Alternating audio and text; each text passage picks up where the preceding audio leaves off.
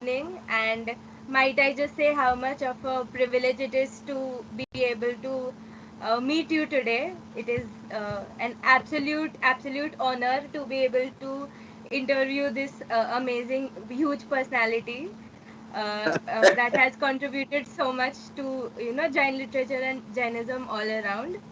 So I'll just like to start the meeting on a pure note by reciting the Namokar mantra. Yes. Okay. Um, Namo Arihantanam, Namo Sitanam, Namo Ayriyanam, Namo Vajayanam, Namo Loe Savasahunam, Eso Panchanamokaro, Sava Pava Panasano, Manglanancha Savesim, Padmam Havai Mangalam. So, okay. So today we have with us here Sir Hampa Nagarajaya. Sir, please reprimand my pronunciation if it is terrible. I'm sorry about that. He's known mostly by his pen name, Hampan Sir, and he is an Indian scholar in Kannada, hailing from Karnataka. Sir has completed his early education and then his bachelor's and master's in Kannada from Maharaja's College, Mysore, and where he served as a lecturer later on, followed by his lecturership at Government College in Bengaluru. He has finished his PhD from Bangalore University for a comprehensive study of Vadaradhen, and he has delivered guest lectures on Jainism at numerous universities abroad as well as India. He has also served in capacities like professor and dean of arts faculty in Bangalore University. He has been an honorary secretary of the Kannada literary club called Kannada Sahitya Parishad, where he served as president for 3 tenures. His students and his admirers have, with due respect and love, of course, have offered him several felicitation volumes on different occasions, and he has been conferred with various honors such as the Nadoja Award and the most prestigious Jewel of Jain World Award by the Jain World Foundation USA, which is given to very selected few people who have dedicated their life to serve the cause of Jainism and made significant contribution to propagate Jainism globally and enhance the visibility of this religion worldwide. Apart from this, he has also been bestowed with numerous awards, and he has contributed a lot of literature to the gold mine of Kannada literature that as we know today. So might I just say how much of an absolute privilege it is to be able to speak with you today in person, sir. Hello. Yes, Hello, sir. yes. Yes. Mhm. So if you don't mind, I would like to start the interview by asking a few Please. questions. Yes. Yeah, yeah, yes. Yeah. Yes. Okay. So, sir, the let's I would like to start this meeting on a very general understanding of how Jainism began in Karnataka. I mean, as we all know, there is this very famous legend that Jainism began in Karnataka from the guided by the migration of Shrutkevali Acharya Bhadrabahu, whose disciples was Chandragupta Maurya, and they were the ones that brought about Jainism into Karnataka. But we know of so many inscriptions now that tell us that Jainism had existed in Karnataka way before their arrival. What do you, uh, what would you like to add to this belief, sir? It's a very relevant question, Bhavya, that you have asked just now. Scholars, particularly the historians, they have made a thorough study of the subject, which we have been discussing right now. And we have inscriptional evidences also to prove that when there was a 12 years long famine in the north, in Ujjaini and Ayodhya and other places of the kingdom, Bhadrabahu, along with the Mauryan emperor, the then ruling Mauryan emperor Chandragupta Maurya, and a retinue of many monks, it is said thousands of monks. They left that portion, that kingdom, and they came down south in search of a place where they can have food and stay comfortably. And then finally they settled down at the present day Shravanabelagola. On there are two hills at Shravanabelagola, and the place, the town, proper town, is nestled between two hills, one bigger and the other one smaller hill. And it is on the bigger hill where we have the monolithic statue of Bahubali Kumateshwara, 58.8 feet tall. And the opposite to that is the smaller hill, which is named after Chandragupta Maurya, that is the Chandragiri. And the old name, when the monks and their battalion came in the 3rd, 4th century BC, the place was called as Kalvapu. Kalvapu means the hill of the dead, because people who are aged or who want to relinquish their terrestrial interests, and who renounced the interest in the worldly life, well, they used to climb the small hill and uh, die a peaceful death. Then, as the history moves, scholars and historians, based on these evidences, they have been saying repeatedly that it is after the arrival of Bhadrabahu and his team that Jainism started, and in the Karnataka or in the south. That is one aspect of the explanation. But my study has revealed that Jainism did exist in the south even before the advent of Bhadrabahu and his other monks and Chandragupta Maurya. Basically, it is usually said that the Aryans came from the Mediterranean area and they were the first to occupy India. No, no. Before the arrival of the Aryans, Dravidians were there, and Jains were Dravidians, non-Aryans. So they were here in the south also, because we have literary evidences to show that the Jains were Dravidians. In our Jaina canonical corpus, we have this Dashabhaktis, 10 bhaktis, written in Prakrit by Kundakunda Acharya. And then the Sanskrit translation is Chaya is also there. And the Sanskrit Chaya was given by Pujyapada Acharya. So one of the 10 bhaktis, Dasha bhaktis, is Nirvana bhakti. In the Nirvana is liberation. And then in the Nirvana bhakti, there are gathas and translated shlokas where it is mentioned that the Jains were Dravidians. And some of the characters of Mahabharata, they attained their nirvana at several uh, summits of the hill, on the top of the several hills throughout spread India. And it is clearly mentioned that some of them were Dravidian kings. Therefore, based on such corroborative evidences, we can come to the conclusion that the Jains did exist before the arrival of Bhadrabahu. Another explanation for this aspect is, well, they came in such a big number and they don't cook themselves. They don't prepare food for themselves. Somebody should feed them. Therefore, the very fact that they settled in Shravanabelgula and in the nearby places shows that there were Jains who could give them food.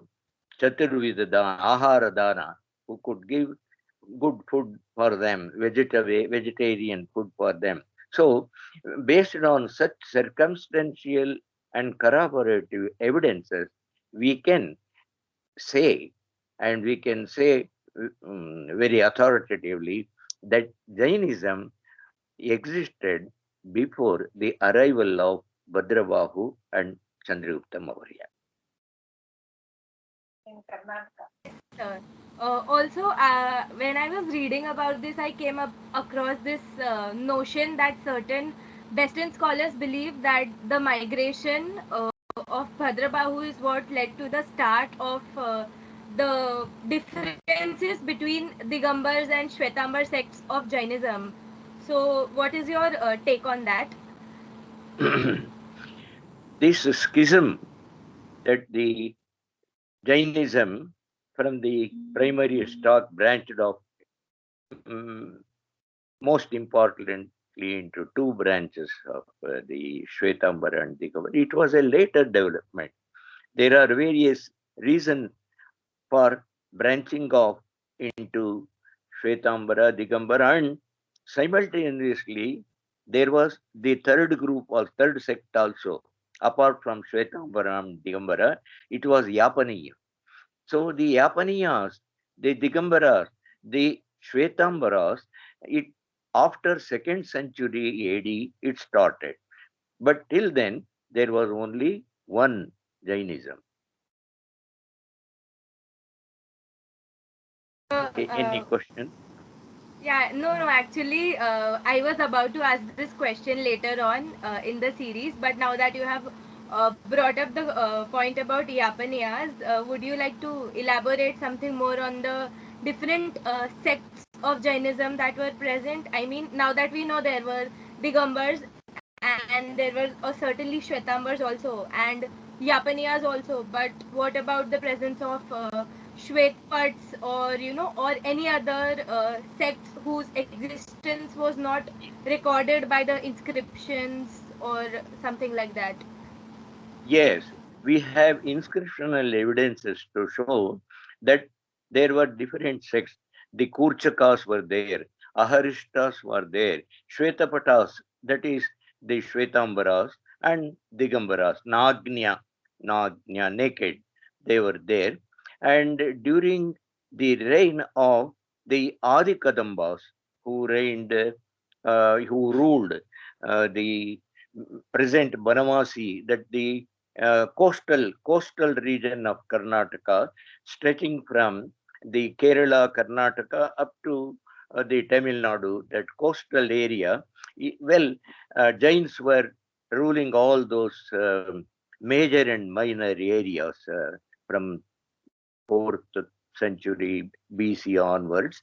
And when the Banavasi Kadambas were ruling there in the 4th century, 5th century, particularly between 3rd and 5th century, those 200 years, there were that the kingdom called the Banavasi Kadambas. The Kadambas, their state religion was Jainism. They were Shaivas, worshippers of Shiva, but all their administrative chiefs in the kingdom, they were Jains, and the important literate people, they were Jains. So Jainism was the state religion between 3rd and 5th century, as early as that, because after Bhadrabahu's arrival, before arrival was also Jainism, but after the arrival, it spread and got strengthened. Therefore, many petty kingdoms and major kingdoms, they patronized Jainism, Jaina monks, and they gave endowments and all that. And there were some Jaina sects patronized by the Adi Kadambas in the 4th and 5th century, and the clear inscription mentions the Kurchakas, Shwetapatas, Digambaras, and the Yapaniyas.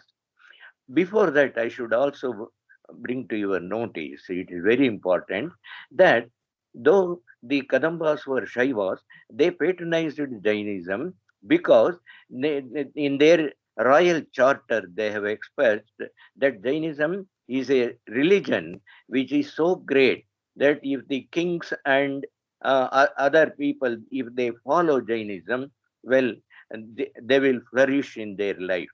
And the royal charter says, uh, uh, wherever Jainism is worshipped, there kings and kingdom prospers, and people can live happily, and women can go without any anxiety in the midnight. Hmm? Uh, Yasya Jinendra Puja, wherever Jinendra Puja is taking place, the kingdom flourishes. That was the royal charter of the Kadambas in 4th century. And then they patronized all these Jaina sects and they gave endowments. Importance of this is it shows light on the existence of Shvetambara also in the south. The general impression is, based on the historians' writings, that Shvetambara sect did not flourish in the south. No, it is not uh, complete truth. It is off truth, because we have clear inscriptional evidence to prove and accept that in the 4th and 5th century, Shvetambaras were there. Not only they were there, they were patronized by the royal dynasty, the Kadamba dynasty. They gave endowments to their temples, to their monks. So the another important sect in the 3rd and 4th century, which flourished in several parts of southern India, particularly in Karnataka and in the border states of Tamil Nadu, Kerala, Andhra, and Maharashtra. These areas, the Yapaniyas were there. Yapaniyas, their philosophy was, it was a golden link between the Shvetambara and Digambaras. Digambaras solar pole, and then uh, the Shvetambaras another pole. But to bring them together, the Yapaniya sect, they said, the Shvetambaras, according to them, Strinam Tadbhave Moksha. Women can get liberation in the very birth. But the Digambaras, they did not accept this philosophy. Whereas this Yapaniyas, this golden link between these two extreme sects of Jainism, they said, Strinam Tadbhave Moksha, Parashasane Moksha. Those who come from different sects, they have also moksha. This, I mean, it is very radical. The Yapaniya was radical, and they encouraged building temples. They encouraged the images in wood and in rock and in precious jewels. So the Yapaniyas, because of the Yapaniyas in the south, so many new temples they were built, commissioned by the kings and the rich community, the opulent community. They always went out and out to help the construction of temples, and they were engaged in the Chaturvida Dana of giving alms, that is Ahara Dana, Abhaya Dana, Vaishadya, that is giving medicine freely, and food to the monks and the needed people. Therefore, to put it in a nutshell and come to the conclusion, Shvetambaras, Yapaniyas, Kurchakas, and similar sects were there in the 4th and 5th century. Another conclusion based on this is that Jainism had spread so different areas, and they were in a large number also, that there were many sects within Jainism. Sects will come up, only the strength is more. The followers, if they are in a big number, several minor groups will emerge. Similarly, Jainism, in within the corpus of Jainism, several sects had come up, and mainly the Kurchakas, Aharishtas, and then Digambaris, and Shwetapatas, and the Yapaniyas. So apart from their apart from the ideology that you are talking about, that they all thought of separately, the radical parts of Yapaniyas, were there any other practices that were very different for each of those sects? Uh, am I not audible, Uh, sir? yeah, yeah, definitely, definitely. Hope I am Okay. audible. No, no, you Can are you? also audible. Yeah, yeah, Well, clearly. Yes. happy, happy.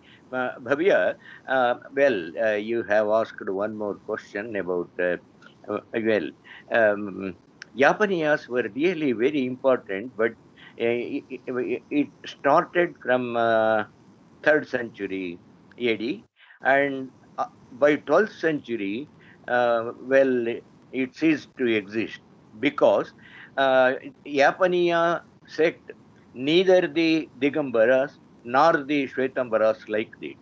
They were the enemies, and so Yapaniyas were taken to task left and right by Shvetambaras and Digambaras.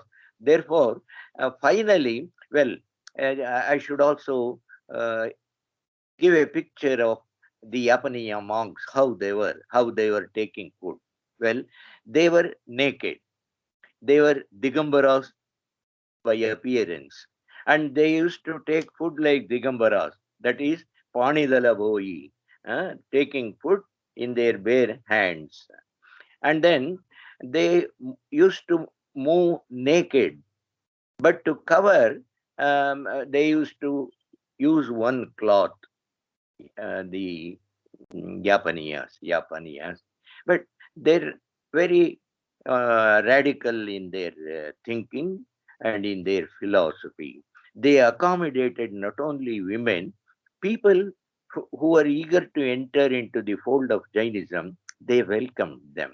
Parashasane mokshaha, sagrantanam mokshaha. This is very important. Sagrantanam, those who are wearing clothes, they are also, they can eligible to attain moksha, because the Digambaras, they said women cannot attain because of they cannot become naked. But whereas the Shvetambaras and the Japaniyas, they said no, cloth is not the only thing that can come in the way of attaining liberation. It is not that important in philosophy. Therefore, these Japanese, they accommodated and they assimilated some of the ideas of the Shvetambaras and some of the way of leading life of the monks of the Digambaras, they assimilated. It is a combination of both Digambara and Shvetambara. But the paradoxical thing is that neither the Digambaras liked them nor the Shvetambaras liked them. So both of them, and the Japanese were sent out, and gradually their number dwindled, and the Japaniya sect ultimately in 11th, 10th, 11th, and 12th centuries, it merged with the Digambara sect.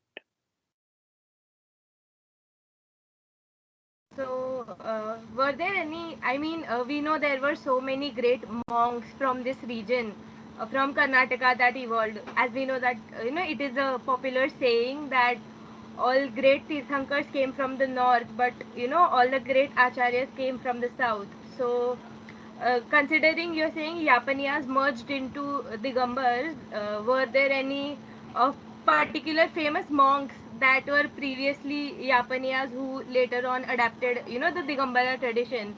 And if any, were there any famous Digambar monastic traditions as a whole itself? Considering they have contributed a lot of literature to Uh, uh, Jainism in that whole period. some of the great acharyas and some of the great writers, poets, and philosophers, they were Japanese. We have written record to establish or to show that they were Japanese, because the one of the greatest Apabhramsha poet is Swayambhudeva. Swayambhudeva. who has written on Ramayana and Bharata and on Prasad, that is Chandas, Swayambhu Chandas, Rittanayama Cheruvu, and all that. He lived in the ninth century. In the ninth century, he was a Yapaniya.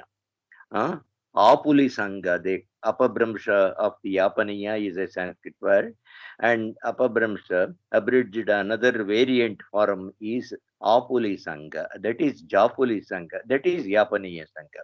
Therefore, um, this great Acharya,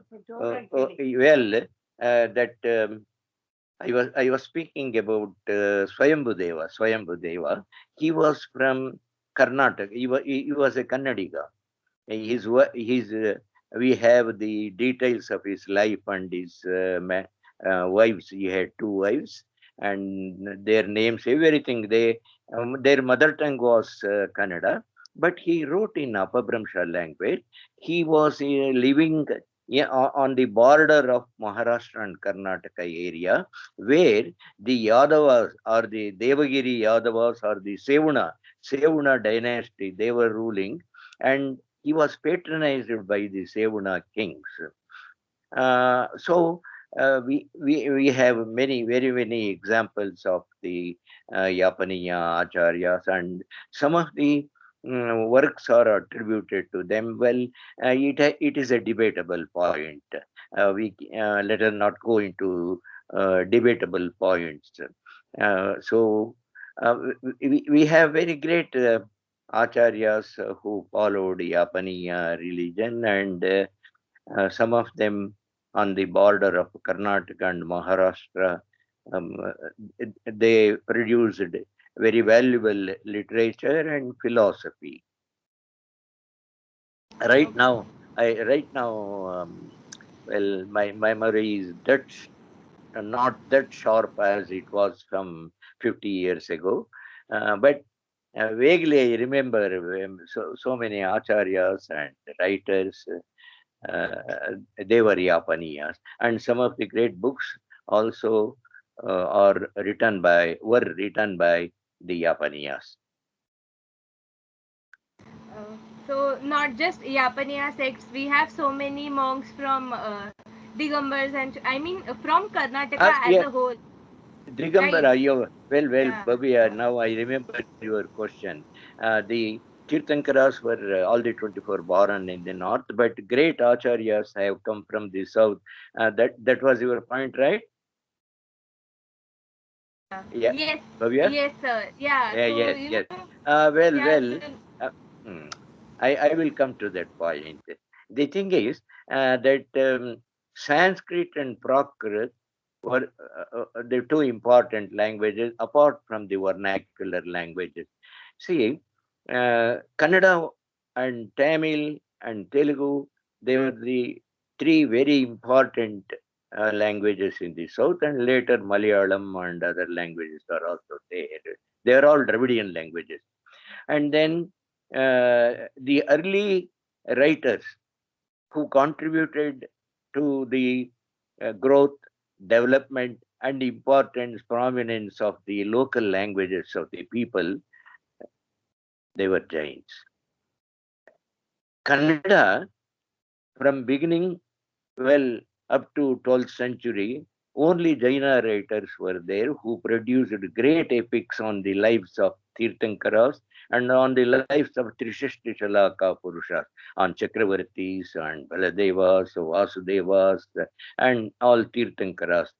So, another important thing for the development of the local languages and patronization of Jains, the greatest dynasties of the south, they patronized Jaina kings. Jaina kings, they patronized Jaina writers and Jaina monks and Jaina. They gave free endowments to the temples, and well, Jainism was very safe in the under the shelter of the ruling dynasties. I was just mentioning the Banavasi Kadambas, who were succeeded by the the Chalukyas of Badami Chalukyas. That was a great period when the cave temples of Jainism and other Jaina images of Tirthankaras, of the Yakshas, Janashasana Devas and Devis, they were all, they became popular because of the king's patronization. And then after the Badami Chalukyas, they were superseded by the Rashtrakutas. The Badami Chalukyas, it was an imperial dynasty. They ruled for 200 years, and they were superseded by the Rashtrakutas, who also ruled for 200 years. And then they were superseded again by the Kalyana Chalukyas, like that, the Hoysala. Oh, dynasty after dynasty, there was a quick change, royal dynasties, but the constant factor was the patronization of Jainism. Whatever be the kingdom, Jainism was constant. Every king, every ruler, every royal dynasty, they preferred to encourage Jainism, and some of the greatest ministers during the reign of all those kingdoms were Jain. And another peculiar thing is the greatest warriors, the greatest commander-in-chief, Dandanayaka, Senapatis, they were Jain. Look at the paradox. Jainism's, well, the strength of Jainism and the basement of Jainism is ahimsa, non-violence. But the Jaina they were the great soldiers were Jains. How to accommodate? How to explain this extreme?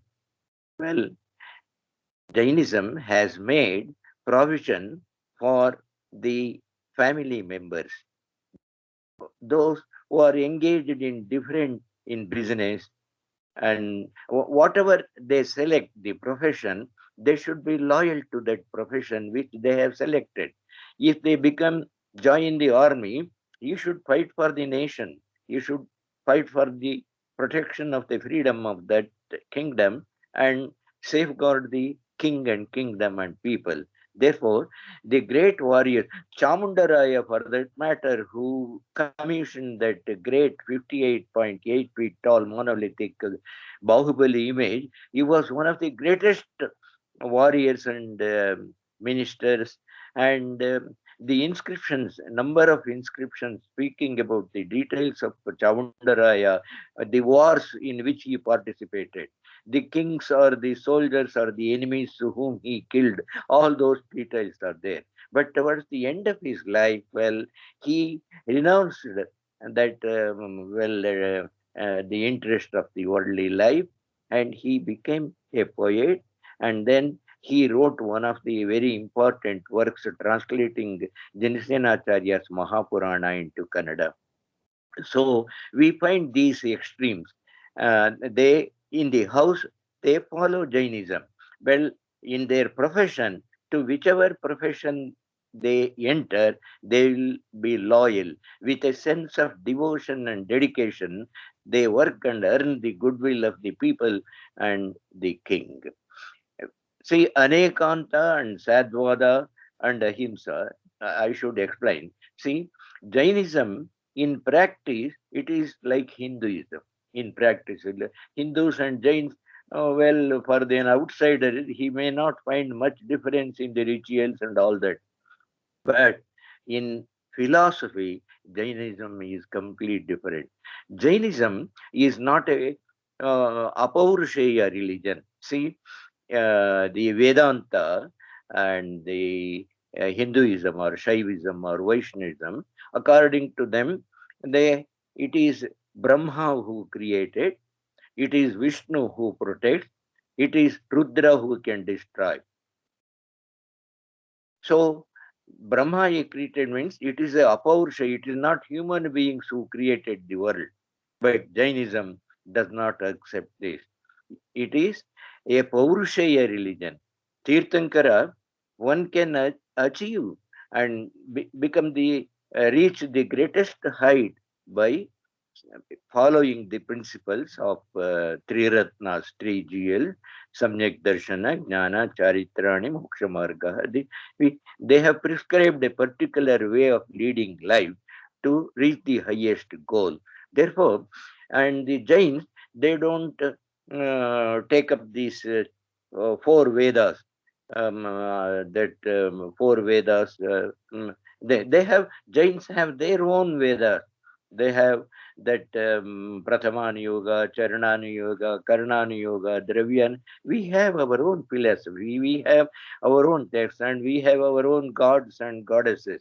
Jainism, some say it is a Gnostica religion. No, no, no. It has its own way of approach to leading life and worshipping and temples and all. So it's a very vast subject. Uh, we started with saying that the greatest acharyas are from the south. Well, they were great masters. They had studied, the entire Jaina philosophy was on at the tip of their say fingers, and they could recite, and therefore they were in a position to give commentaries, write commentaries, because the basic canonical texts were, they were in Prakrit, in Ardhamagadi, Shauraseni, Apabramsha, like that. Therefore, the common people, the philosophy, the essence of the philosophy should reach the common man. Therefore, uh, they wrote the commentaries, the greatest Acharya, Samantabhadra, Pujyapada, Akalanka, Kaviparameshti, Ajitasena, a number of them, a big row of great Acharyas. They were great masters. So, because of their commentaries or their explanation and their preachings, they used to preach the people. They go on vihara from place to place, except for the rainy season of the Chaturmasa. Throughout the year, they used to go to from place to place. Hmm? Grame Ekaratram, Nagare Pancharatram, Atavya Dasharatram, like this. They used to stay one night at one village, about 5 days in a big city, and then go to the forest, and then people used to approach them and take their guidance because they were knowledge personified. Knowledge personified, because if they open mouth and preach, the entire canonical literature would simply emerge. And therefore, the great acharyas from the south, they became popular. And as you have put the question, that's one of the reasons that the commentaries and those who wrote the commentaries, the great Digambara acharyas, came from the south, not only from Karnataka, from the neighboring Tamil Nadu and Karnataka, and even the border of the Andhra. It is Vardamanu is a place in Andhra where it is said that Vardhamana and our 24th Tirthankara had come to the south, and on the border line, he people were lucky that they could have the darshan of the 24th Tirthankara and all that.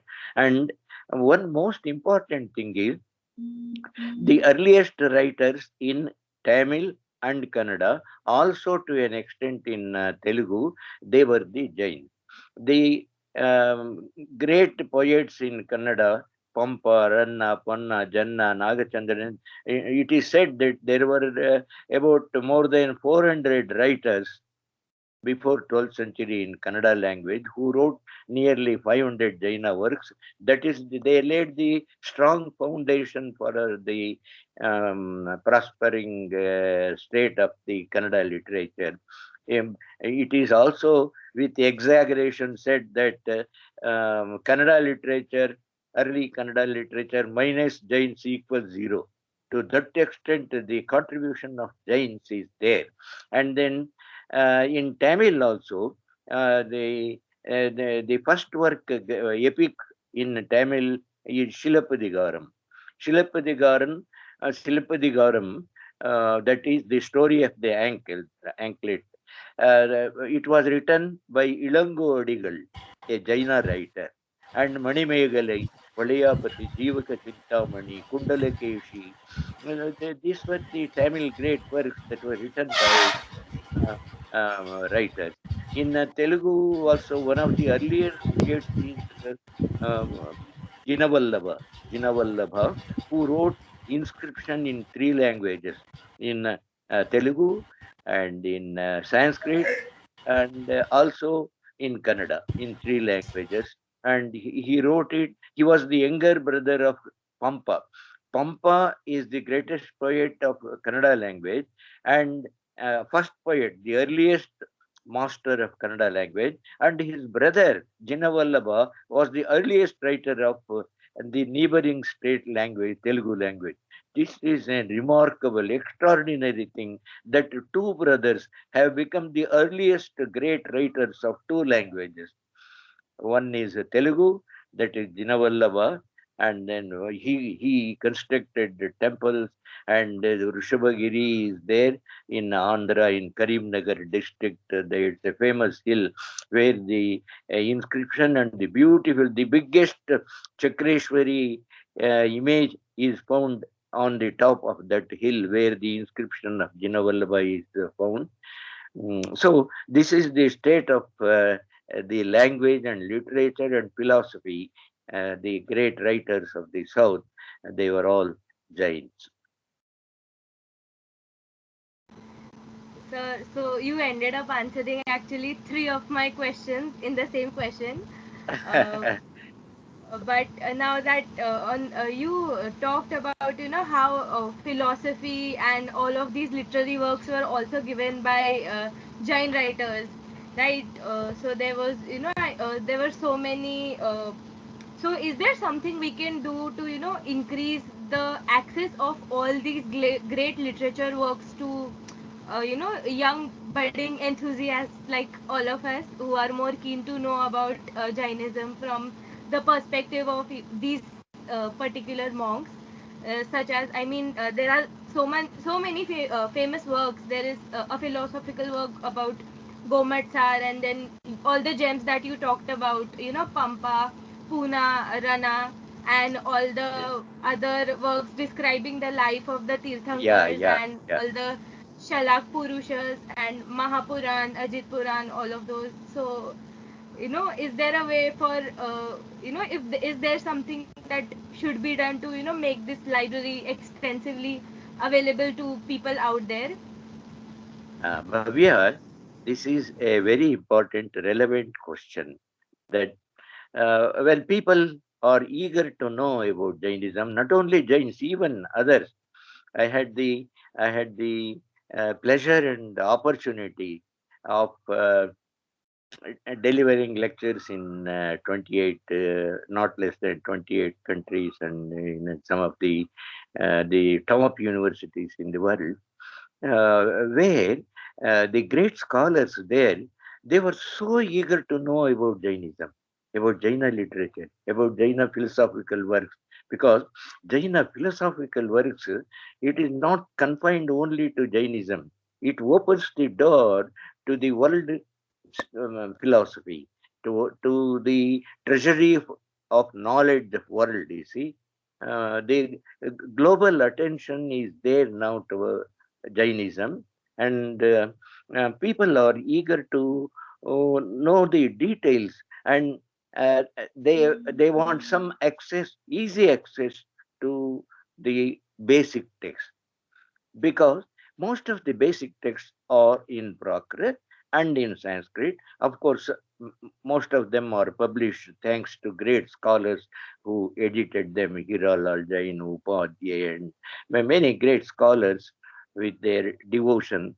They and Bharati Jnanpith, it came forward to publish the text edited by great scholars. They were Pannalal Then and many. I need not mention some and forget the others. That's not the way. Okay, and then Hindi translation is also there, because the basic text for Digambara is Shatkanda Agama, and for Shvetambars many texts are there. They are all basic texts, and commentaries are also printed, published. And the early commentaries were Sanskrit. People were good in Sanskrit also, they could understand that. Now, well, even if it is in Sanskrit, we cannot read because it is in Devanagari script. Therefore, and the modern education, the medium of modern education is English.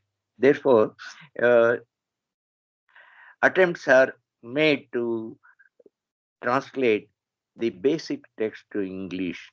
And those who have settled in England and America, the Jains, some of them have taken lot interest to promote and protect Jaina creed, Jaina philosophy, and Jaina basic text, and cater it to the modern mind. Those who are eager, particularly the youngsters, we have to strengthen them. We have to feed them. Therefore, the people in who are interested in promoting Jainism in England and America and other places, they have come forward to finance, and they have formed some organizations, and they have also opened chairs in new universities, in about 10 universities in America and other places also and there is a Jaina chair in London University, where I am also one of the advisory board members. And also, uh, scholars should come forward now without any reservation. They should take up one by one basic text and translate it into simple English, readable English, and strengthen the hands and minds of the people particularly the youngsters who are eager to read our basic text. Because youngsters, they are highly educated. They are engineers, they are doctors, they are advocates, MBA, and all that.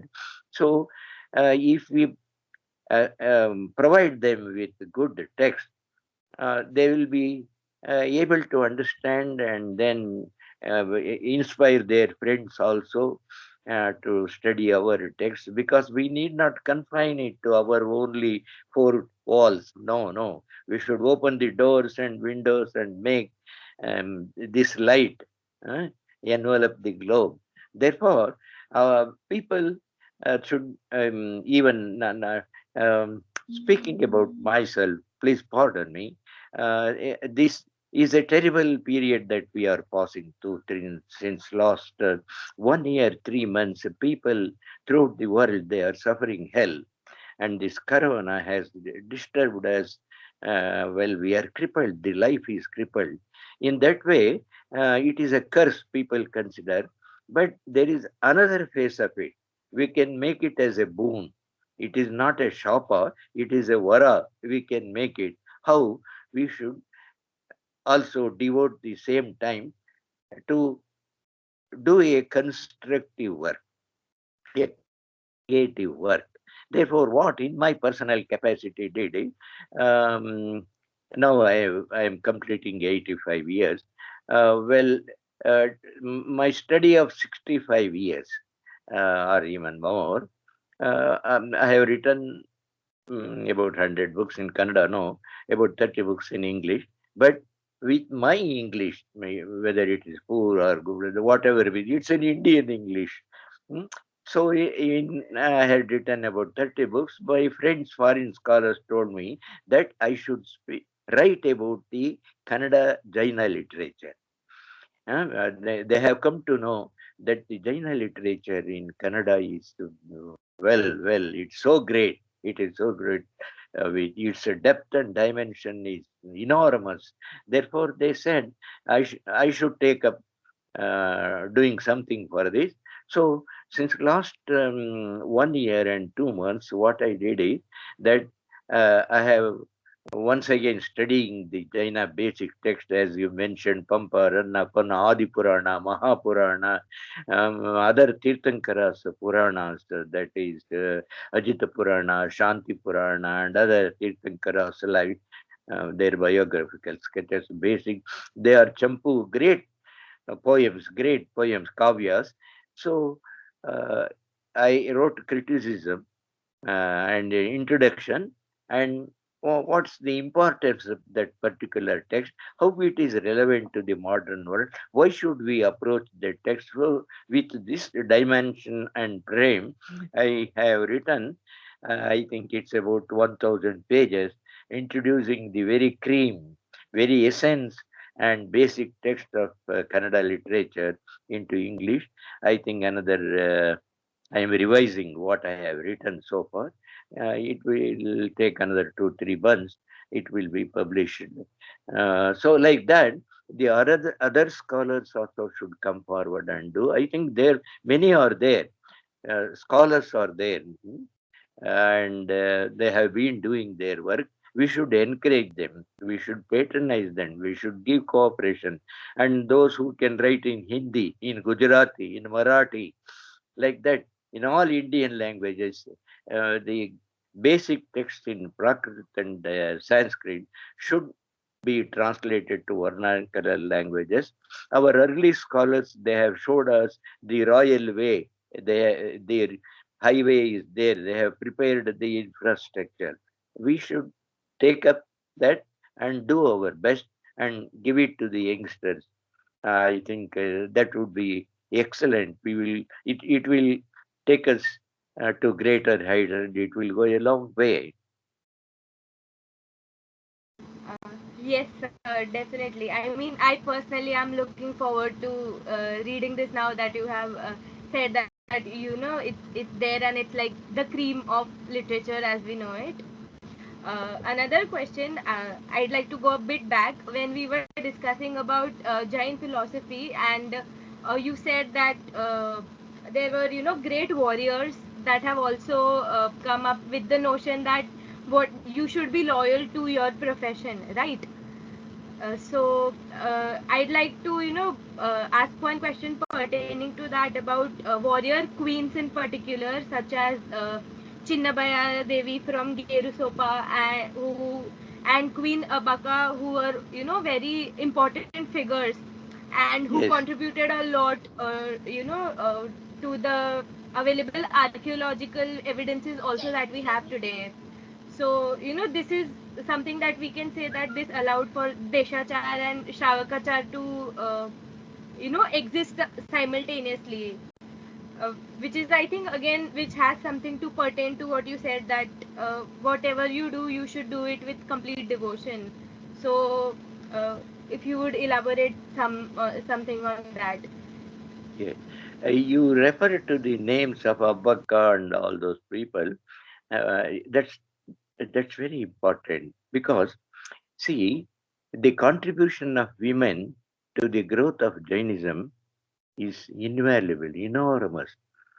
But for Jainism, I think, but for the contribution of women, Jainism would have had a great setback. The women have been the saviors of Jainism as far as the Karnataka and the neighboring states are concerned. Similar is the case in the north also. One of the greatest ladies who uh, flourished in the 10th and early part of the 11th century. Her name is Dana Chintamani Attimabbe. Well, her husband was a great warrior, Nagadeva. Her son also was a great warrior, and he was in charge of a particular province. And Attimabbe, as her father and her father's brother, her uncle, they were the greatest warriors of the time, and they were responsible for the um, Kalyana Chalukya kingdom, for the emergence of that kingdom.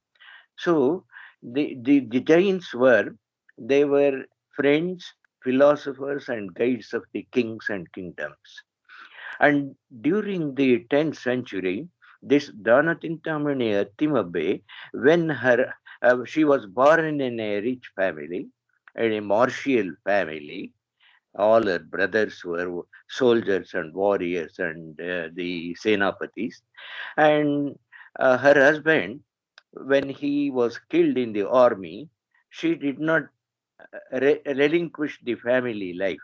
Instead, what she did was that she spent all her wealth to construct temples and to give jobs to the poor, to encourage the talented architects, sculptors, and all that. So she provided job for thousands of people, and you will be amazed to know that she constructed 1,501 temples. We have inscriptional evidence for that. Not only that, she patronized the two greatest poets. One is Ponna, who wrote Shanti Purana. It was his father, who Mallapaya, who encouraged and patronized that Ponna, great poet, to write Shanti Purana. When the That was the period when the copies were prepared out of the palm leaves, Tadapatri. So it is very difficult. They have to sit and write Tadapatri only in the daytime. In the night, it is not possible. So, like that, when the copies were out of stock, because it was Dana Chintamani, Attimabbe's father, who got prepared the copies of the Shanta Purana and distributed to the householders. They were next for the next generation, copies were not available. And Attimabbe came to know that, and she invited the copies and she paid them, patronized them, and then got 1,000 palm leaf manuscripts of Shanti Purana distributed to everyone. How did she distribute it?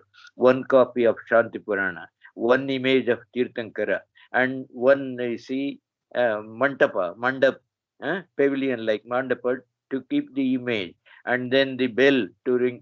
Everything she provided freely and distributed. And then she patronized Ranna, one of the greatest poets of the 10th century, who wrote the Ajita Purana, and then also the Sahasa Bhima Vijayam. She and her son Anniga Deva who helped that Ranna to write that poem. And that John Chintamani Attimabe, she visited Shravanabelgula during that time to see the Mahamasaka Pasheka of Lord Gommota. All these are written in inscription, and Ranna in his poem also explained. And she was so generous, so liberal, that she helped and became very popular throughout the kingdom, that the then ruling emperor Chakravarti visited her house, and he bestowed the greatest title to her, that Dana Chintamani. You are the Kalpavruksha. You give so much donation to the people and make them happy. So that was the lady, that was her strength, that the emperor, she did not go to the emperor. Emperor came to then worship her, salute her, respect her. That was the strength and stature of a Jaina woman. Where did she get that courage? By reading Jaina works and listening to the preachings of the Jaina preceptors. There were great Jaina church during that time, and she used to listen to them. And also, she encouraged her son to lead a virtuous path of the virtue and follow the non-violence. And similar to that, there was in the next generation, that is in the 12th century, when the Vaisala kingdom was there, during that period, we come across another great lady, a queen called Pattamahishi Shantala Devi. She was the cream of Kannada culture. She was the cream of Kannada literature. She was the cream of Jainism. Her husband, Vishnuvardhana, he was a Jain. Later, he was converted to Vaishnavism. But she and her mother, they continued to lead the life of a Jaina householder. And she passed away by accepting the vow of Sallekana. And then we come across during the Vijayanagra period another two, three great ladies, very great ladies like that the lady that you mentioned, Abbakka Devi, and then Channabaira Devi. Channabaira Devi, it's very important. I should tell something about that lady's life. See, she she lived between 1560 and 1605. For 50 years, she was the queen of several states, that Honnavara, Jog Falls, Bhatkala, Goa, all these areas.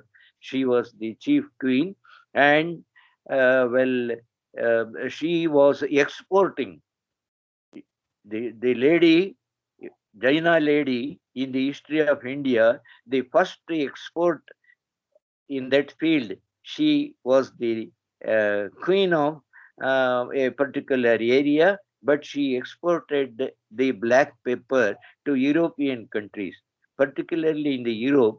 And there was the typhoid, and for the typhoid, that fever, this black pepper was a good medicine. So, like that, she used to export several ships of black pepper, and the Portuguese, they used to pay 6 months in advance amount to reserve, only that she should tell black pepper to them only, not to other business people.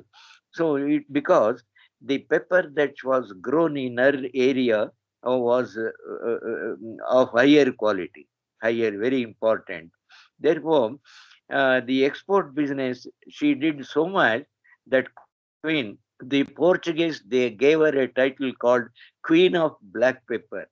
Karimenasina Rani, Queen of Black Pepper. It is written in the Portuguese history. The, so all that, and towards the end of her life, the local another king defeated her. He could not tolerate the how Jainism was flourishing, and she was building so many temples in the Gerasoppa Jogpal's area. If you go there, that beautiful Chaturmukha temple is there even today. A number of temples. It is this Channabhaira Devi who constructed, and she is the only queen in the history of India who ruled for 50 years. 50 years. Many people do not live 50 years, but she was queen for 50 years, ruling a great area. And well, inspired by her later, that Abbaka Devi, a queen, she defeated the Portuguese armada, uh, and she was ruling at Ullala, a small principality, but she was a strong lady. So, after hearing her greatness, one of the foreign travelers, he came to see her all the way, traveling for 3 months. He came to see her, and he has recorded in the travelogue the greatness of the Jaina lady. And so, how Jaina ladies, they were at home and even in the war field, and giving in the charity, charity well. The greatest charities that have been recorded in inscriptions are made by Jaina women, and they inspired their husbands to go and do their best to the country, to the people, and to the religion. They may do so much outside, but they should not forget their religion. You see, so in and out, they were popular. All these things are recorded in the Jaina inscription. It's a great inspiration to read the details of the inscriptions, where the uh, personality, where the greatness, the charities, or the way that they fought for their country, for their kingdom, and all that, they have been described by the poets in beautiful language, poetic language, and written by Jaina writers. So Jaina writers, Jaina warriors, Jaina kings, Jaina soldiers, Jaina ministers, Jaina women, everywhere Jainism. you I, it is very delightful to hear, how this religion had such a significant impact on every person who followed it, and how it only improved the sort of contributions that they were able to give to whatever they dedicated their life to. You mentioned how, she I mean, you mentioned something about Saleh Khana in the midst of talking about Chinnabaya Devi, and I just remember, We already know it is such a prominent, part of Jain philosophy in its own. But then, I mean, most recently, like we had the legal controversies that come along with it, like how the Rajasthan High Court in 2014 Yes, yes. declared it. So what do you think of such interferences that come when it comes to practicing your religion, and then there are all the legal sides to it that come into play that stop you or demand an explanation, and so on. Yes, I know how the importance of Sallekana, those who do not have the basic knowledge of Sallekana and the depth and dimension of the concept of Sallekana, it's uh, very, very delicate, you see, and people, the modern mind, unless it has a basic knowledge, will be repulsive to the concept of Sallekana because they think Sallekana is suicide. No, Sallekana is not suicide. One of the High Court judges and the former Vice Chancellors of Bangalore University, T.K. Thukod by name, he has written a beautiful small book published by the university. Then the title of the book is Sallekana is not suicide. It is based on the judgment and also going into the details of the philosophy. He has written that book. It's very important. It's not very book, 200, 300. No, no, it is just about 120 pages. And it gives fairly a good introduction to the concept of Sallekana. See, Sallekana, I said, is not euthanasia. It is not committing suicide. It's not like that. It is willing submission to death with a sense of happiness, not with a sense of hatred to somebody. I will be reborn in the next birth. I will take the. No, it's not like that. There is a prescribed code of conduct of how to take Sallekana. Who are the acharyas or the monks who can give the Sallekana Vrata? They are called as Yapakacharyas. Yapakacharyas, well, the aspirant approaches them and immediately they will not say, okay, you can take. No, no, they test him whether he has come with a sense of dedication to that, whether he has come with open hearted, whether he has no jealousy or grudge against somebody, nothing like that. Unless they are convinced that he is a pure hearted, they will not give the vrata or diksha. And he also, the person, before that, he will excuse everyone and he pleads excuse from others also. Kamantu me, he requests in Prakrit, please forgive me. Kamami Sabbajivanam Kamantume, every soul, please pardon me. Amele, and then I will also forgive. Hmm? No, Metti me Savvabhuyes. Metti means Maitri, that is friendship. Savvabhuyes, in every soul, let me have only friendship, not jealousy. I will be free from that. Veram Majja Nakayenavi. Veram means Vaira. Majja is Mahyam to me. I will not entertain, you see, any jealousy or any such other hatred towards others. Uh, so, with such a free, open minded person, when he is convinced that he does not feel like living anymore, loses all terrestrial interest in the worldly life, and he approaches with a happy mind, say, please, I'm eager to accept the vrata of Sallekana. Pratap Salekana, when once accepted, you cannot go back. That's very important. There is no reverse gear. It's only you can accept, then death will not come immediately. And there is a procedure of following this Salekana. First, he should give up hard food and reduce the intake. Today, well, 10 months of food, and next day 10 and 9, 8, reduce, go on reducing the intake. Then, then the second stage is give up the liquid from hard food to liquid stage, and the liquid also you should go on reducing and finally stop that. Some people live even months. Some die within weeks. It depends upon the frame of the human body, how much they are capable and all that. So some people live for many days and then they select a particular pose. If they sleep, that in the same posture, he or she should sleep.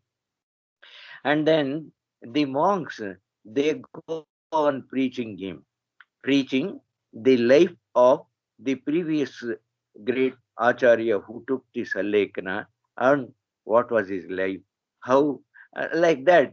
And they go on reciting Namokar mantra, Panchaparmeshti Dhyana, and tell the stories of the great masters who observed with a strength and courage and devotion and conviction how they observed Salekana and all. And so, with a sense of apratikara, no pratikara for that. And then it is called the Aradhana Grantha is there. Aradhana. That is the basic text. Excuse me.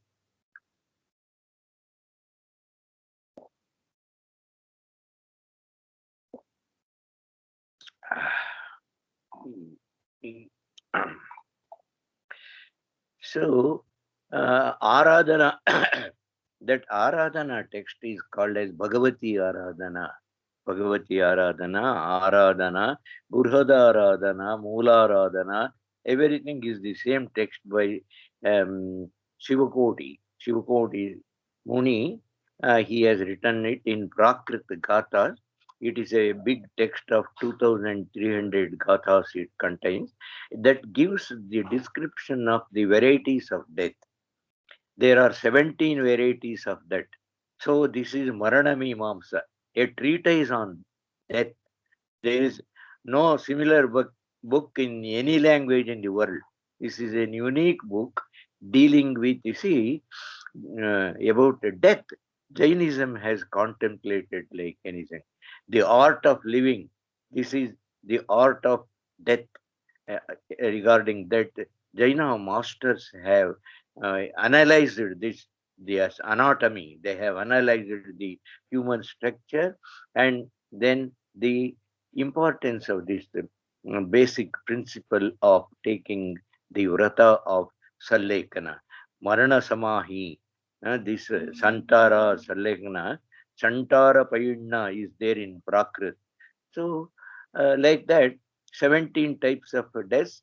Ultimately, important are 5 types of death.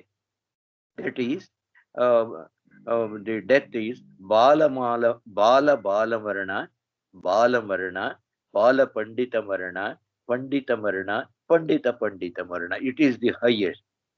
Bala Marana is the very, very bad type of dying. That is, examination result are announced. Somebody fails in the examination. So disappointed, takes Polydol or see, hangs himself or no, no. That type of death is not punishment. It is very bad. And then better than that, and the best is that is Sallekana. It is called as Pandita Marana, the virtuous and the highest variety of death. It is willing submission to death, ourselves gladly welcoming death There is the Shakespeare's sonnet in which he has written, come away, death, take away breath." Like that, he has. Perhaps he must be a student of Jainism also, that Shakespeare. I don't know. So, welcoming death is, is not that simple. If we are afraid of anything in life, everybody, every soul afraid of death. But Jaina soul, matured soul with maturity, is not afraid of death. He welcomes death. He says, "Hello, friend, come. I'm ready. Let us." So this way of approach is Sallekra. And the person who went to the High Court, he is not aware of this, the importance of this, the philosophy, the background behind the accepting the vrata of Sallekana. It's an enlightenment, you know. So we come across several such persons who accepted and died by observing the way of Sallokana. It is such inscriptions are called as Nishadi inscriptions, and hundreds of Nishadin, about 1,000 inscriptions are found spread throughout the length and breadth of Karnataka. And in Shravanabelgola alone, there are nearly 100 inscriptions speaking about the death by observing the vow of Sallekana. And Chandragupta Maurya, Bhadrabahu, they also died by observing the vow of Sallekana.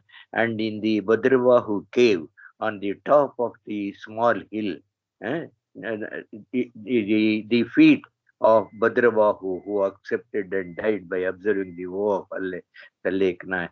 It is there as a souvenir. It is the sculptor has carved it in the center of the lotus feet circle. It is there, and then in the ninth century, in the 10th early, in the year 981, the last emperor of the Rashtrakuta dynasty, Indra the fourth, he died by observing the vow of Sallekana. Similarly, Marasimha, the greatest warrior who championed the cause of the Gangas and the Rashtrakutas, he also died by observing the vow of Sallekana. Such details are we find there on the top of the small hill and also on the top of the bigger hill and also at several parts of the Karnataka, particularly in an historical place called the Koppola. It was a very important center where hundreds of Jaina women of the Ganga dynasty, they breathed their last by observing the vow of Sallekana.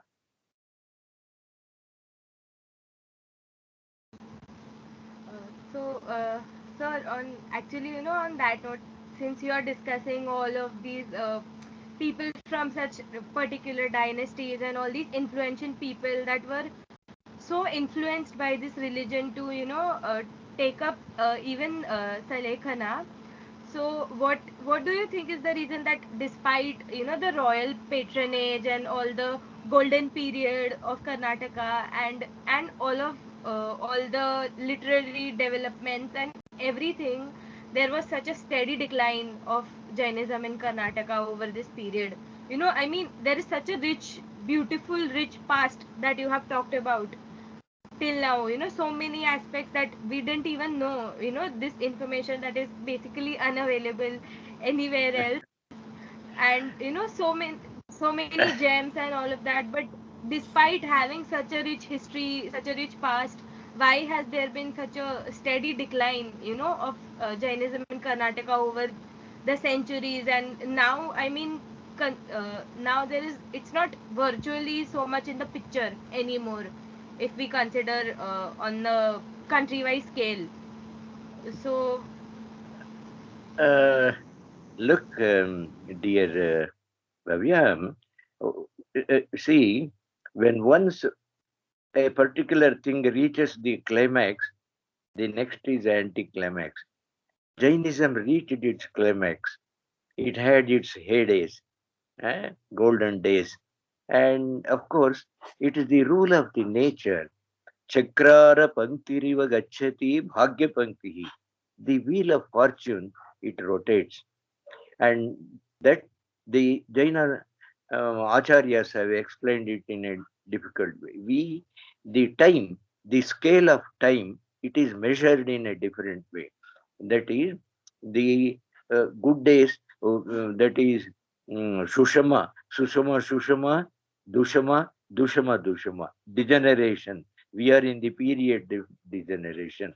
But again, we we can avoid for good days to come. Now the corona is there. It will not be permanent. Good days are ahead. The question of time, we have to wait. And if we wait, then good days, we can have the chance of seeing the good days also. Jainism has a bright future. Jainism will become the religion of not only Jain, it will become the religion of Jains in the 20, towards the end of 21st century. See, now the vegetarian has picked up more than India. In America, that vegan in a different form. The name is different, but in essence, in quintessence, it is Jainism. So Jainism in a different avatars, it will emerge and envelop the whole globe. We should wait and see. I am not I am very very optimistic. I think good days are ahead. Good days will come. So I am not completely illusioned or disappointed. But uh, youngsters, youngsters, they are there. They will shoulder the responsibility of taking the Jainism to greater heights. I wish and I cherish uh, to see once again the glorious days of Jainism. Before before I breathe my last, I want to see the glory of Jainism. On that very hopeful note, that is the end of all the questions that I had for you today. If you don't mind, we could have a small Q&A session from the people in the audience if they had any questions. Yes, yes, yes. Okay, okay. Uh, so if anybody has any questions, they can just type it in the chat box and I'll read it out for sir. Okay, so sir, we have one question which is, can you please talk about Brahmadev Stamba? Ah. Brahma, Brahmastamba. It's a pillar different from Manastamba. Stamba means pillar. There are different varieties of pillars. The Jayastamba is there. That is the victory pillar. A particular king conquers a particular area. So to perpetuate the memory of that is victory, he will install, consecrate a stone that is, and write the inscription that is called as Jayastamba. And in front of the Jaina temple in the south, in Karnataka in particular, in different places also like that. So that Manastamba is, it is Manastamba is the characteristic Jaina pillar of eminence. Huh? So it is Manastamba. Like that, another stamba, you said, which one you refer to the pillar? Mm, Brahmadev Stamba. Brahmadeva Stamba, Brahmadeva Stamba. It is a huge pillar carved out of a single rock. On the top of the summit of the pillar, there will be a small see plate like that. They keep it on that. The small place will be there where the sculpture of a yaksha is placed there. Sometimes even the images of Jina may also be placed on the top of that. So if the Brahma is one of the yakshas, but there are two Brahmas. One riding the horse, it is a local image, particularly the coastal people. They wanted somebody to come to their help and protect their from the diseases and all that. So they invented a Brahma who is riding on the horse, and that is different. This Brahma Stamba on the top of the pillar, they keep the image of the Brahma who looks after the entire area, the entire region, and people believe that he will protect their area, and day and night he will safeguard, and in the night also, so that he will prevent the theft taking place in that area, and he will not allow the diseases to enter into that area like that. That is called as the Brahmastamba. Uh, Before the image of the Bahubali, also Lord Gommota, that Brahmastamba is there.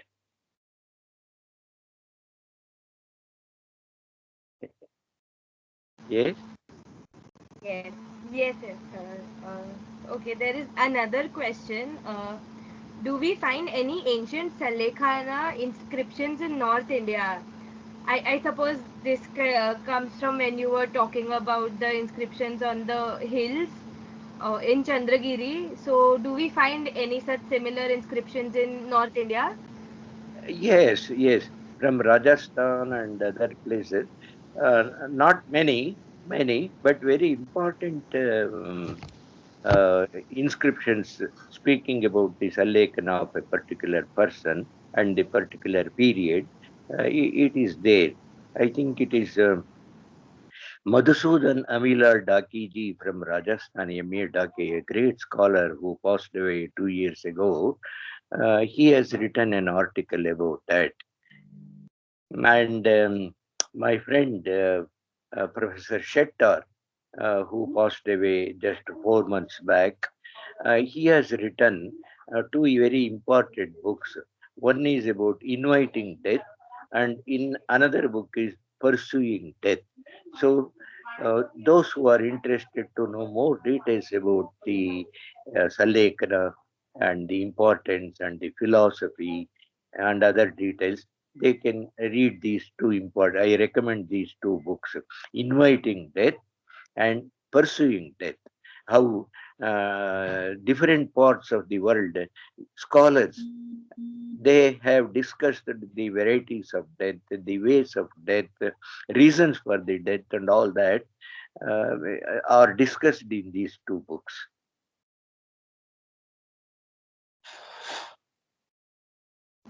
Okay, so there is another question. Sir, can you give your opinion on the Bukharia Sandhi? I did not understand. Uh, the person is asking if you can talk about the Bukharia Sandhi. Bukharia? Sandhi. No, I did not understand this. It's okay, Okay. Bhavya, we can avoid that question. Okay, fine. So, if anybody else has any more questions, um, I I suppose. Oh, okay. I suppose that's it. No, I think somebody's typing.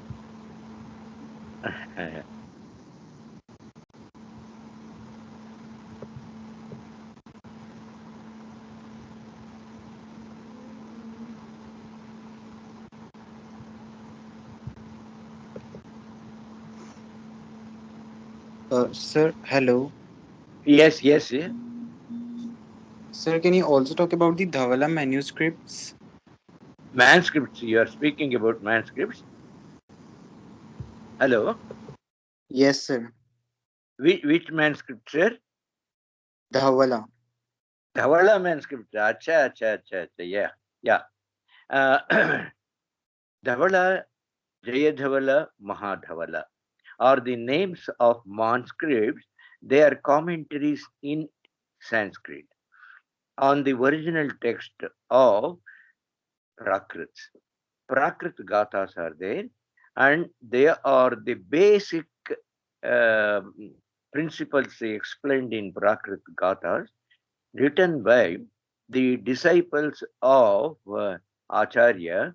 They are the two disciples, Bhutabali and Pushpadanta Acharyas, who came from north and settled down in the south. One Pushpadanta Acharya, he settled down at that south, in the south, Banavasi area, and then um, Bhutabali went to Tamil Nadu area, and he wrote the first that whatever he was taught by his Acharya, great Acharya of the Saurashtra. It was in Junagadh, Saurashtra. That Acharya, Bhutabali Pushpadanta, is a teacher. Is a teacher. I've forgotten. My memory is fading. And then those disciples came to South, and the first principle, about 150 gathas, Pushpadanta wrote, and to verify whether it is right and to continue from there, he sent it to Bhutabali. And Bhutabali and Pushpadanta, they completed the Shatkanda Agama, and then great acharyas wrote commentaries, Kundakundacharya and other acharyas, Bapadeva, and many others, but we don't have access to that. All that has not survived. Only that which has survived and come down to us is the commentary written by Veerasena Acharya and then his Shishya, disciple, Jinsena Acharya. That Veersena Acharya, he first wrote the Dhavala. Dhavala. Dhavala means white, illuminated. So he wrote that in 72,000 slokas, 72,000 pramana. And then he started another part of it to continue. He continued, that is Jayadavala. He wrote only a part of it, say about 20,000 slokas, and the rest he could not complete. Veerasena Acharya, he was a great Acharya. And then his student, his disciple, his Rishya, Janisena Acharya, who wrote the Mahapurana, Adi Purana, that he continued his guru's oft-done work, and he wrote another 40,000 and completed it. That is Jayadhavala. Mahadhavala is in no commentary. The original text, as it is in Prakrit. The interesting part of it is written on the palm leaf manuscript, and the palm leaf Tadapatri is not the usual Tadapatri that they have used. It is Sritale. The best variety of the Tadapatra is there. It is very delicate. It is preserved at Moodabidri Jain Mutt in the South Canara, Karnataka, South Canara. In Moodabidri, there is a famous ancient Jaina Matha, Jaina monastery. There, it is very well preserved. Of course, the Tadapatri strength of it is gone because it was written in the year 1112. It was copied by one great Acharya, Janna. He wrote Ekam Jinna was his name. And then Udaya Chandra wrote the Mahadhavala manuscript. It was copied in the year 1112. The importance, greatness, uniqueness of that manuscript is that the original gathas are in Prakrit. Commentary is in Sanskrit, in Devanagari script, but it is entire Shatkandagama is written in Kannada script, in Kannada characters. See, neither in Prakrit nor in Devanagari. It is entire, it is 1,700 leaves, Tadapatris they have written, and in the space wherever it is available, they have written color pictures also, miniature painting. Just about half an inch or in within 1 inch space, they have written beautiful pictures of Triloka Akruti of Triloka, Manastamba, Jaina Acharyas, and then the patron who helped to copy this was a Jaina lady, I told you. But for the help of the Jaina ladies, this Shatkandagama would not have survived. The only copy is preserved. If were not to be there, well, we could have no access to the original principle of Digambara philosophy. This is the mother of Digambara philosophy. It is the only copy preserved, and thanks to a Jaina lady, a Devamati lady, she helped. It was copied in the year 1112.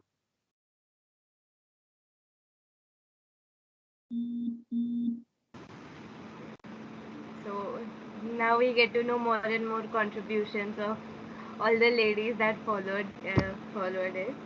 So there is, I think, one last question which says that please throw some light on the Vikramarjuna epic.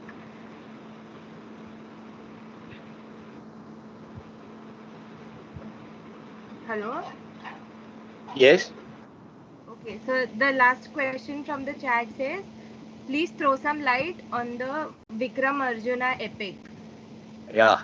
Vikramarjuna Vijaya is the greatest epic in Kannada language. It was written by Pampa in the year 942. He was born in the 941. Well, his parents were, in the beginning, they were followers of Shaivism. But later, uh, it is written by Pampa. Pampa, Pampa, Pampa is the poet who wrote two epics in Kannada language. One is Adi Purana, about the biography of Adi Tirthankara, Puradeva or Rushubadeva. Another one is Vikramarjuna Vijaya. It Vikramarjuna Vijaya, the hero of the epic is Arjuna in the Mahabharata. That Arjuna is the greatest hero, and this Pampa, he was the court poet of Arikesari. His king was Arikesari, who was of the Vemulavada Chalukya king, and he was the Mandalika of the Rashtrakutas. Under the Rashtrakuta was the imperial dynasty.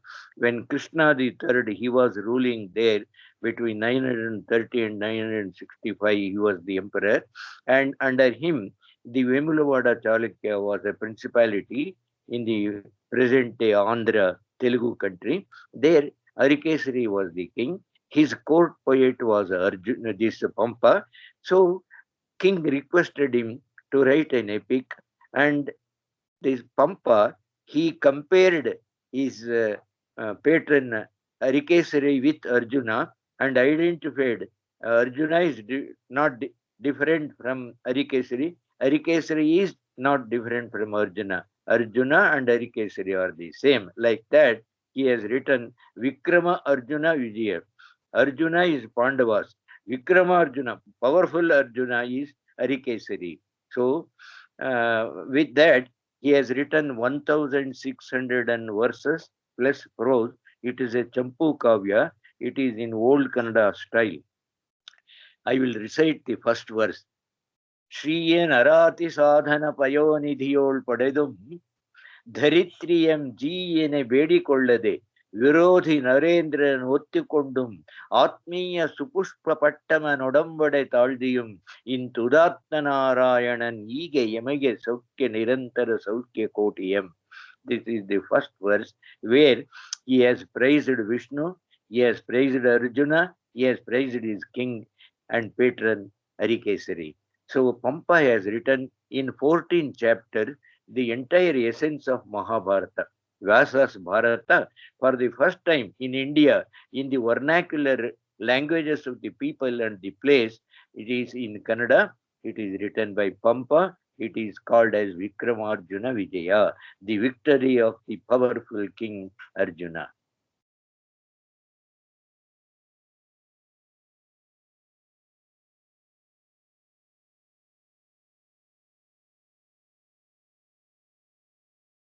Hello, Bhavya.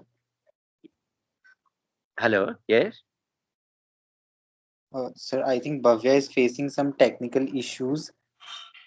Mhm. Uh, so, sir, I am very thankful to you. Mm-hmm. Oh, very thankful to me. Oh, thank you. You have given me an opportunity to speak something that I know.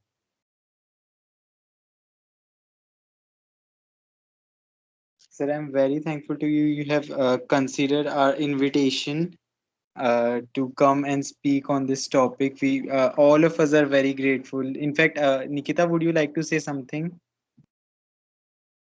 Me?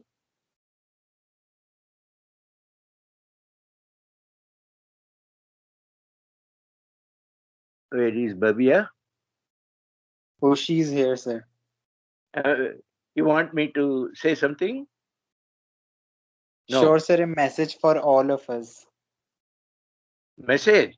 Oh, I'm happy. See, I have so much faith in the youngsters, in the younger generation. They are taking a lot of interest in Jainism, Jaina literature, Jaina philosophy. Well, it's very heartening to know that. You see, elder people usually take pleasure in abusing the youngsters or saying, "Oh, there is Kali Yuga has come. The youngsters are usual." No, no, no. I don't subscribe to that view. Youngster, they are standing on our shoulders, therefore they can see a longer distance. And well, I have complete faith that they will do their best to improve the image of Jainism. They will bring good name, and they will increase the depth and dimension of the glory and the impact and influence of Jainism globally, and they will make it more meaningful. So what they should do is study hard. There is no substitute for hard work. No, there is no shortcut to knowledge. There may be shortcut to reach a particular place, but to reach to knowledge, royal road, work hard, um, with dedication, and sharpen your brain.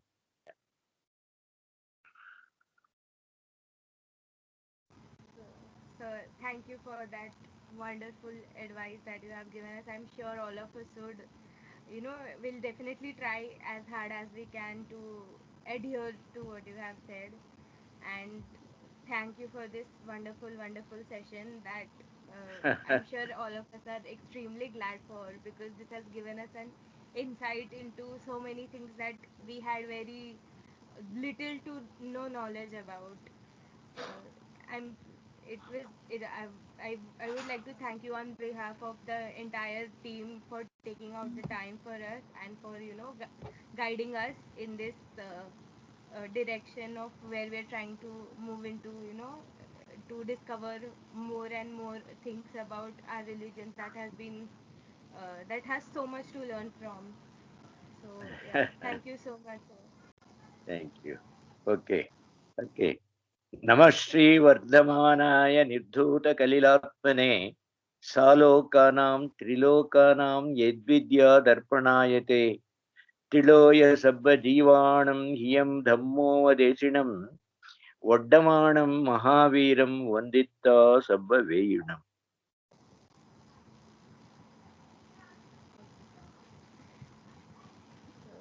I think on that holy note we can all stop. I think I'll stop recording this meeting and we can leave. Thank you so much, sir.